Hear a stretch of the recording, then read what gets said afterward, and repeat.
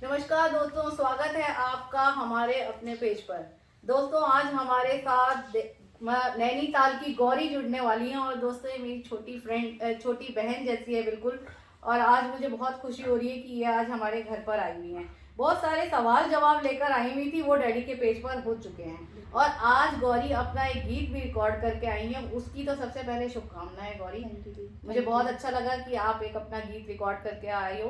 और साथ में दीपक तो वही हैं हमारे। तो आज जुड़ते हैं हम दीपक के साथ और गौरी के साथ, और आज हमारे साथ डैडी हैं। तो गौरी, कैसा लग रहा है आज यहाँ के? कैसा लग रहा है? मुझे ऐसा लग रहा है बिल्कुल कि सबसे पहले तो मैं अपने घर पे आई हूँ। वरना मैं दिल्ली जब भी आती थी मुझे बहुत अजीब लगता था कि मैं अपने घर से दूर आई हूँ। पर मुझे ऐसा लग रहा है मैं पहले क्यों नहीं आई। दीदी हमेशा बुलाती रहती थी, घर आओ, ये तुम्हारा अपना घर है। लेकिन हुई है वही जो राम रची राखा। जब संजोग बने होते हैं तभी किसी से मिलना होता है, किसी के घर गौरी के साथ व्यस्तताएं बहुत चलती हैं और गौरी हमेशा बिजी रहती है। मैं हमेशा गौरी को ये कहती हूँ कि दिल्ली में आपका घर है तो आ जाओ, लेकिन गौरी के पास समय की बड़ी सीमितता होती है। लेकिन आज ये एक अच्छी बात हुई है कि गौरी आज यहाँ पे आई है और एक गीत को रिकॉर्ड करके आई है। हाँ, तो आज सुनाओगी वो गीत भी इसलिए रिकॉर्ड किया क्योंकि दद्दू ने क्लीन चिट दे दी थी कि हाँ वो गीत बहुत अच्छा है। और तभी मैंने अभी वैलेंटाइन डे चल भी रहा है और प्यार की बात तो हमेशा चलती है। दद्दू ने बताया ही है कि प्यार जहाँ देखो वहाँ प्यार है, बस देखने की नजर होनी चाहिए। हाँ बिल्कुल, तो हर जगह प्यार है और सच्चे मन से प्यार किया जाए तो हमें ईश्वर के दर्शन भी हो सकते हैं उसमें, इसलिए अच्छा। पिछले हफ्ते लता आंटी का सबको ही पता है, देश ही सदमे में है। देश क्या, सभी लोग जो भी हैं, दुनिया सदमे में है। और आज एक बहुत अच्छी बात है कि गौरी आई है और डैडी धीरे धीरे सदमे से थोड़ा बाहर आ रहे हैं। तो तुम कुछ सवाल लेके आई थी डैडी के पास, उनके जवाब मिले आज? जवाब सारे तो नहीं मिले क्योंकि दद्दू ने कहा मैं सारे सीक्रेट्स नहीं खोलूंगा। तो ये मेरे मन में अभी भी बहुत सारे सवाल हैं क्योंकि मैं जब आ रही थी नैनीताल से दिल्ली तो अचानक से संतोष आनंद जी के गीतों की लिस्ट खुल गई थी और मोबाइल में अपने आप वो गीत बजने लगे। तो वो सारे गीतों में मैंने देखा एक से एक बढ़ के, मतलब जितने मेरे फेवरेट सॉन्ग थे वो सब उस लिस्ट में शामिल थे। मुझे भी नहीं पता था कि दद्दू आपने वो वाले हिट गीत वो मुझे अभी पता चला। तो मैं उनके बारे में जानना चाह रही थी कि कब कौन कौन से हिट गीत, जब लता जी के साथ बैठ करके उसकी तैयारी हुई थी और कैसे कैसा माहौल उस वक्त, क्योंकि देखिए उस वक्त का दौर और आज का दौर बिल्कुल अलग है। हाँ। उस वक्त का जो दौर था वो कह सकते हैं कि आसमान था और अब जो दौर है वो जमीन भी नहीं रहा, उससे भी नीचे जा चुका है। तो वो मैं जानना चाहती हूँ, सुनो, महसूस करना ये एक काल चक्र है, समझ गए? ये चलेगा, एक फेज आएगा, ये फेज हट जाएगा, हाँ। फिर वही फेज आएगा। तो मैं चाहती हूँ दद्दू कि वो जब फेज आए ना तो उसकी अब शुरुआत तो आई होगा। हाँ। अब वो फेज आएगा। अरे ये मेरे लिए बहुत बड़ी शुभकामनाएं हैं गौरी के लिए। ये मेरे लिए बहुत बड़ी बात आपने कह दी है। और लेकिन डूबना पड़ेगा बहुत। जो हमने बोला है, कुछ पाकर खो रहा है, खोकर पाएगा। जीवन का मतलब हाँ, ये नहीं। अब आपको बहुत से लालच छोड़ने पड़ेंगे, वंश का लालच छोड़ना पड़ेगा। ये तो आपको डूब जाना है। आपको ध्यान में एक ही चीज रहनी है जो आपको करनी है। ऐसा है, शैली जी का पेज है, आप आए हो पहली बार इसमें, तो कुछ अपनी पंक्तियों से शुरुआत करो, थोड़ा मनोरंजन करो जो सुनने वाले हैं हमारे भाई। मेरी शुरुआत की पंक्तियां तो यही है कि बीमारी इश्क में दिल की दवा के साथ आई हूँ। वाह वाह वाह। मोहब्बत की अनोखी सी अदा के साथ क्या बात है। महकने लग गई इनके पेज की हर गली, क्योंकि मैं नैनीताल की ताजी हवा के साथ मुझे भी भाई नैनीताल की ताजा। नैनीताल वालों ने बोला तो दिल्ली वाले भी तो कुछ बोलेंगे कि नहीं बोलेंगे? कोई कहता, कोई मथुरा से चल के ब्रिजभूषण के साथ आया हूँ, कोई कहता मैं रावण हूँ खरदूषण के साथ आया हूँ। ये नैनीताल की ताजा हवा के साथ आई है, मैं दिल्ली के ताजे प्रदूषण के साथ आया। प्रदूषण। दद्दू मैं एक बात कहूँ, सॉरी मैं आपके सामने कह रही हूँ पर जरूरी है। मैं हाथ से भी थोड़ा बहुत कभी कभी लिख लेती हूँ, संगत का असर है। और मैं सच्ची बता रही हूँ, लड़कों को देख के ना मुझे यही याद आता है कि इन्हें बस जनवरी दे दो, दिसंबर मांग लेते हैं। अभी बैठे ना तो देखो अभी क्या क्या बोलेंगे। इन्हें बस जनवरी दे दो, दिसंबर मांग लेते हैं, जमी दिखती नहीं फिर भी अंबर मांग लेते हैं। और बताऊं क्या, ये लड़के बने हैं कौन मिट्टी के, हाँ। जरा सी बात भर कर लो तो नंबर मांग ले। अरे वाह। दादा एक बात बताओ, इनको ये पता ही नहीं, हम लोग हरियाणा के, हमारे हरियाणा में नंबर नहीं मांगते, गोत्र मांगते हैं। अच्छा।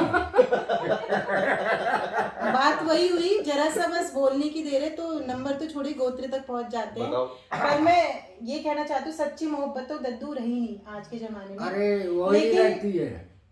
लेकिन मैं ये कहना चाहूंगी कि वो मेरे पास आ जाता, दिवाली ईद बन जाती। आहा। वो मेरे पास आ जाता, दिवाली ईद बन जाती, अधर से चूम कर उसके मैं बांसुरिया से तन जाती। क्या बात है। वाह। मैं दीवानी तो मीरा सी बहुत पहले से हूँ, लेकिन अगर कान्हा कोई होता तो मैं राधा भी बन क्या जाती।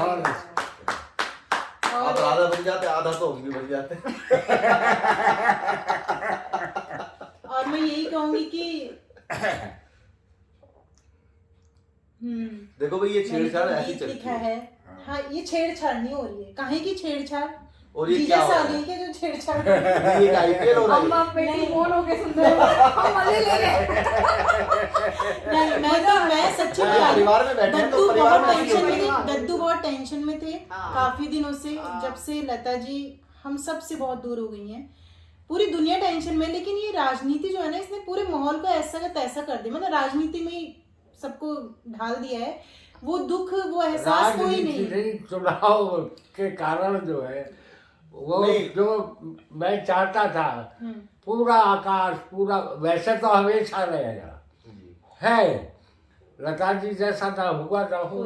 लेकिन दादा एक पॉजिटिव काम पिछले 1 महीने में हुआ है, जो बीटिंग रिट्रीट में लता जी का वो गीत है, मेरे वतन के लोगों हमारी सेना बजाती है, वो बड़ा काम हुआ है। बहुत है। वो जो 70 साल से अंग्रेजी राजा की धुन बजती थी, उसको हटा के प्रधानमंत्री जी ने "ऐ मेरे वतन के लोगों अब सेना बजाती है", तो वो एक अच्छा काम हुआ है, वो लता जी को समर्पित। सही बात। नहीं, मैं इस टाइप की बात कर रहा हाँ, हूँ। इस समय तो दादा बहुत बुरा हाल है, टाइप बहुत जो बुरा है, हाल है। और- चुनाव के चक्कर बहुत में मतलब सब दब गया है, सब कुछ दब गया। ब्रह्मांड गूंजना चाहिए था। और दद्दू ये इतने लो। टेंशन में थे, इतने परेशान थे। मेरे को दीदी ने बताया कई दिनों से खाना भी नहीं खा रहे थे। तो मुझे बहुत अच्छा लग रहा है कि हम आए हैं तो दद्दू मुस्कुरा रहे हैं आज। और नहीं, मुझे ये लगा गौरी आएगी तो कुछ ना कुछ। एक्चुअली में क्या है दोस्तों की गौरी जो है बिल्कुल साहित्य, जो ओरिजिनल साहित्य मुझे लगता है गौरी के अंदर है। और जो जब भी काव्य पाठ उनका होता है तो मैं, अगर वीडियो मेरे सामने गौरी की आती है तो मैं रोक के उस पर कुछ ना कुछ कमेंट जरूर करती हूँ, क्योंकि वो ओरिजिनल है, वो बिल्कुल सत्यता पे आधारित होती है इनकी कविता जो होती और है। मैं आपको एक सच्चाई बताऊं, दीदी से मुलाकात मेरी पहली बार हो रही है लाइव।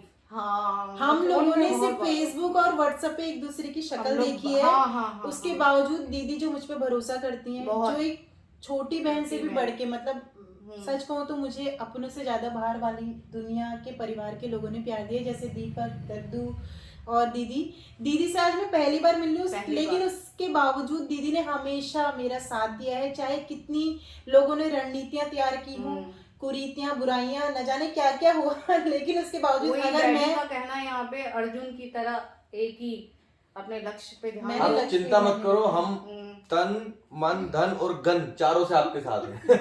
ये मेरे लिए बहुत बड़ी बात है। और दीदी से पहली बार मिली हूँ, लेकिन ऐसा लग नहीं रहा पहली बार मिली हूँ, क्योंकि हमेशा से दीदी ने मुझ पे विश्वास जताया है।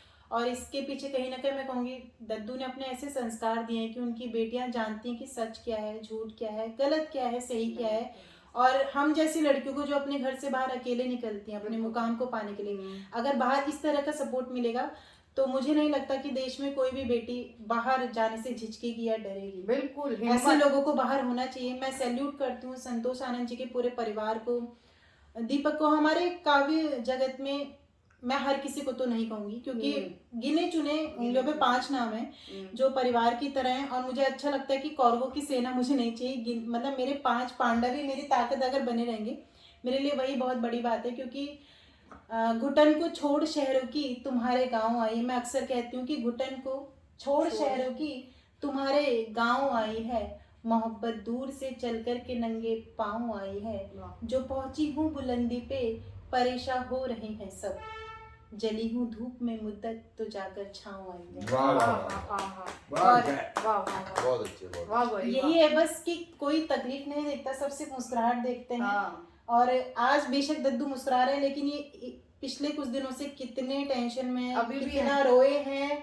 और मुझे खुशी है कि मेरे सामने आज कल भी मैं रात को जब मैंने फोन किया था, दद्दू ने खाना नहीं खाया था को लिख रहे हैं। और मैं दद्दू से बार बार रिक्वेस्ट कर रही हूँ कि दद्दू आप अपने पुरानी फॉर्म में आइए, क्योंकि हमें संगीत का वो माधुर्य, वो लावण्य चाहिए जो खो चुका है, जो आज के हनी सिंह वगैरह कोई भी नहीं दे सकते। हमें असली हनी चाहिए जो शुद्ध देसी है, पतंजलि वाला स्वदेशी सब कुछ चाहिए, तो वो आप ला सकते हैं। और आप सब भी ये मनाइए कि हमारे दद्दू स्वस्थ रहें, संतोष आनंद जी, और जल्द से जल्द अपने नए गीतों के साथ पुरानी वापसी करें और हम लोगों को, हमारे कानों को कुछ अच्छा सुनने को मिले। और इन्हीं सब के साथ मैं आप सबसे इजाजत लेती हूँ।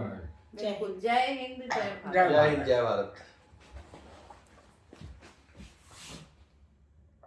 उनकी बहुत सारी बातें ऐसी जिन्होंने मेरी जिंदगी को बदल के रख दिया, बहुत कुछ सीखा है मैंने उनसे। ये सौभाग्य मैं चाहती हूँ हमेशा मुझे मिलता रहे, इसलिए मैं हमेशा प्रार्थना भी करती हूँ कि मेरे दद्दू हमेशा स्वस्थ रहें, मस्त रहें, और ये जैसा भी मुस्कुरा रहे हैं ना, ऐसे ही मुस्कुराते रहें। आज मैं दिल्ली आई थी एक गीत की रिकॉर्डिंग के लिए, और दद्दू का आदेश था कि मैं दद्दू से आशीर्वाद लेके ही उस गीत को रिकॉर्ड करने जाऊं, और मैंने दद्दू का आशीर्वाद दिया और मैं गीत को रिकॉर्ड कराने गई।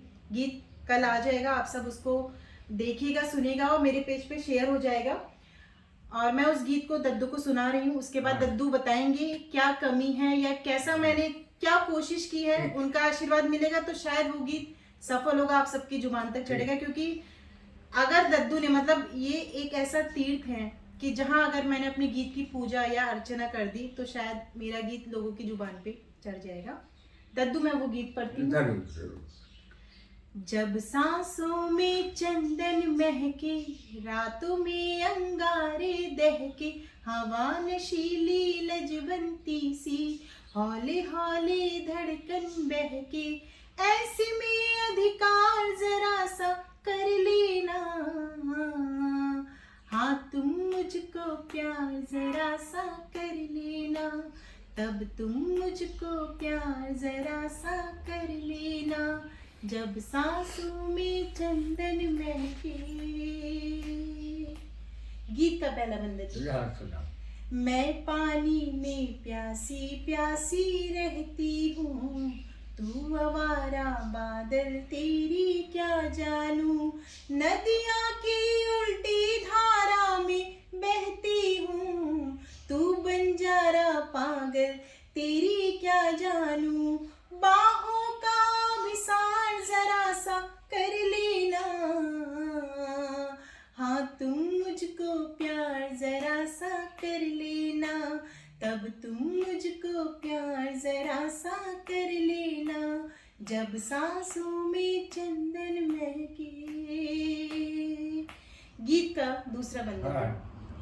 शर्मीली कच्ची नींदों का शहजादा, दिल का ये पैगाम हवा में भेजा है। क्या पैगाम भेजा है बताती हूँ।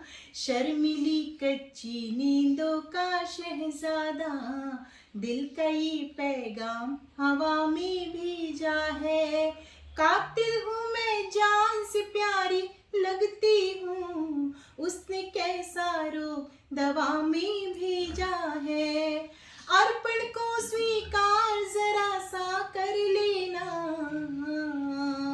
हाँ तुम मुझको प्यार जरा सा कर लेना, तब तुम मुझको प्यार जरा सा कर लेना। और दद्दू गीत का अंतिम बंदा। दिल का कोई मोल भला क्या जानेगा, क्योंकि ये चेहरा जो है ना वो ढल जाएगा, लेकिन आपने कहा था सच्ची मोहब्बत हमेशा बरकरार रहती है, तब मैंने इस गीत के बंद को लिखा है। दिल का कोई मोल भला क्या जानेगा, हीरा है अनमोल कौन ये मानेगा, दिल का कोई मोल भला क्या जानेगा, हीरा है अनमोल कौन ये मानेगा, जितना मुझ पे आस तू आहे भरता है, क्या कल भी तू मुझको ही पहचानेगा, कहता है श्रृंगार जरा सा कर लेना, हाँ तुम मुझको प्यार जरा सा कर लेना, तब तुम मुझको प्यार जरा सा कर लेना, जब सांसों में चंदन महके, रातों में अंगारे दहके, हवा नशीली लजवंती सी, हौले हौले धड़कन बहके, ऐसे में अधिकार जरा सा कर लेना, हाँ तुम मुझको प्यार जरा सा कर लेना, तब तुम मुझको प्यार जरा सा कर लेना। दद्दू बहुत अच्छे, बहुत अच्छे। ऐसा है कि ये प्रारंभ है और गीत का भी प्रारंभ है और तुम्हारे भाव का भी प्रारंभ है इसके अंदर। तब तुम मुझको प्यार जरा सा कर लेना, इसके अंदर दोनों चीजें शुरू हो रही है। और शुरू में आदमी बड़ा उत्साही होता है और यही उत्साह, यही लगन उसको आगे तक ले जाती है, ऊंचाइयों तक पहुंचाती है। इस उत्साह को ठंडा मत होने नहीं। मैं आपसे भी कहना चाहता हूँ सबसे कि सब लोग इसको उत्साह दो। जब हम आए थे बड़ा उत्साह था और पहली बार जब हम लाल किले के कवि सम्मेलन में खड़े हुए तो इतनी भीड़ हमने नहीं देखी थी पहले कभी। यंग थे, बहुत यंग, तो घबराहट सी हो रही थी। पब्लिक देख के ऐसी भी दिखी थी और पैरों में भी लर्जिश सी थी। तो मैंने कहा क्या करूं, पहला गीत मुझे ही पढ़ रहा था। अच्छा। मैंने कहा संतोष आनंद आँख बंद कर ले। मैंने आँख बंद कर ली और मैं पढ़ता चला गया। कानों में आवाज आ रही है, तालियां बज रही है। अच्छा। जबरदस्त पहले ही। आंखें खोली तो वंस मोर क्या बात है। वहीं से उत्साह मिला। वही मैं तुमसे कह रहा हूँ और इनसे भी कह रहा हूँ। अब इस पर लग जाओ, भगवान ने तुम्हें आवाज दी है, इसको तराशो और तराशो। जितना डूबोगे, जितना गहरे में जाओगे, उतने आपको वहाँ पर मूर्ति मिलेंगे। सही बात है। उन मूर्ति को आप ढूंढ ढांढ के लाओ।